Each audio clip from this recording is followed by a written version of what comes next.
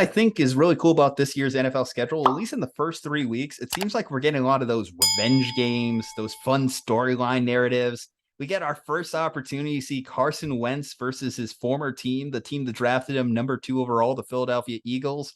And it's even better because Jalen Hurts is kind of having a little bit of a breakout season while all this is going on. Wentz gets to go face the guy that beat him out, made him have to leave Philadelphia.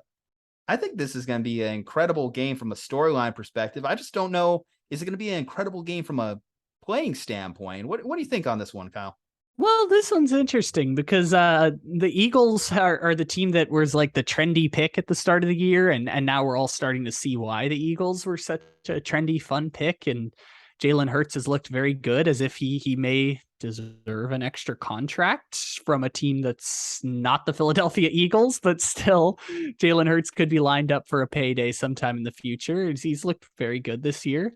And the Eagles have an incredibly, incredibly talented defense and those great receivers and a running game that has, at this point, I think, produced 2 running backs that have had not 100-yard games, but like 80-yard games at this point. Hurts himself had a big running game against Detroit, and they've put up a lot of points. So I'm interested in the Eagles team because I was not someone who really paid much attention to them at the beginning of the year. Matchup wise, I don't know exactly what the Washington defense brings to the table this year. They've gone in Nothing. The answer is nothing, honestly, nothing. Because through 2 weeks, and this is just coming from my fantasy football mindset, but just start anyone that plays against the Commanders. And I'll tell you, just start anyone on your Eagles roster that plays against the Commanders because they have just been like Swiss cheese. Doesn't matter if it's the Dolphins or their week 1 opponent. Gosh, it's escaping, but their week 1 opponent put up points on them as well. Washington, you mean? They played Trevor Lawrence and the Jaguars. Yeah, Jaguars put up points on him. James Robinson had a good day. ETN didn't have a terrible day. Trevor Lawrence had a couple touchdowns. Basically, this Washington defense is as bad as it was last year, which makes us look at the season they had 2 years ago and really kind of like raise our eyebrow of what happened tail end of that season. Was it really just bad schedule that they faced towards that point of the schedule? Is it all Chase Young? I'm sure Chase Young not being out there has something to do with it. It has a lot to do with it. Was it their owner having a all-time scandal of sexual assaults and predatory behavior in which 12 employees got fired, perhaps? I don't think that was that. That might be just, a shot, but it's okay.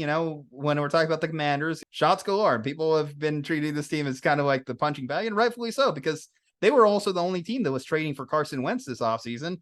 And we talked about the Colts, and the Colts make the right decision in doing that in general, because you're looking at what Matt Ryan's giving them. Probably not. They probably could have kept Carson Wentz, at least keep the younger guy.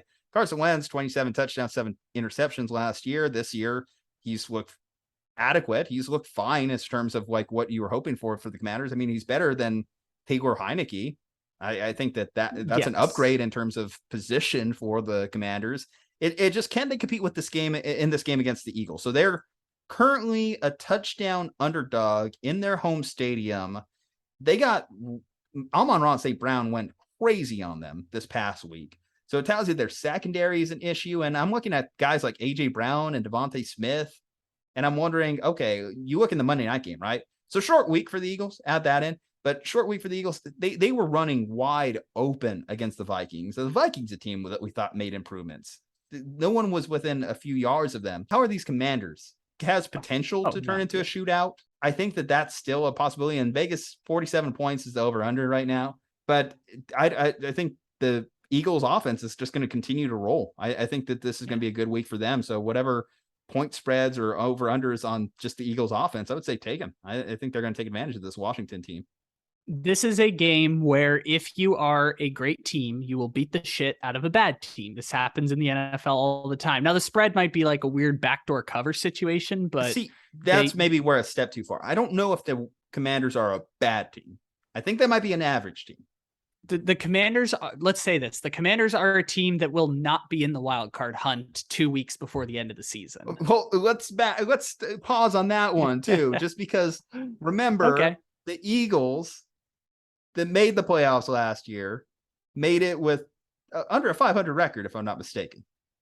I think it was like they had a tie or something, but yes, you are correct. It was I think 9-7-1 or something. So, But the Commanders could be that team. The NFC is kind of bad this year, low key. oh yeah, no, I'm saying the Commanders are worse than that. I'm saying they are like 11th, 12th in the NFC at this point. But 6 wins, point taken. Still. I think. Okay, well, they're a 6-win team, but bad team. Okay, I still think that you're right. Overall point, Eagles should roll if they are a Super Bowl contender. Eagles Like should roll in this game, and it'll be interesting to see if we get the Carson Wentz experience. What is the Carson Wentz experience? It is summed up by the game they played against Tampa last year, which is 190 yards, 3 touchdowns in the first half, no touchdowns, 2 interceptions in the second half. That's it's possible we're jumping the gun here in terms of talking about this one. We really want when Carson Wentz goes back to Philadelphia. Luckily, he gets to be in front of the home crowd. The friendly confines. the empty home crowd filled with sewage that flies out of the stadium in Washington. And I will say, for Washington's sake, I know that Carson Wentz is their quarterback, and that's not sexy, and it's a transitional guy, but it's not for lack of trying. Called the Chiefs on Patrick Mahomes, called Andrew Luck, offered 3 first-round picks to Seattle for Russell Wilson, but because Russell Wilson had a no-trade clause, he was never going there. It's not for lack of trying. Carson Wentz is just the best they could do, and the best they could do is be a 7-win team that has no chance of making the playoffs. Philadelphia Eagles win. Philadelphia Eagles win in a rout.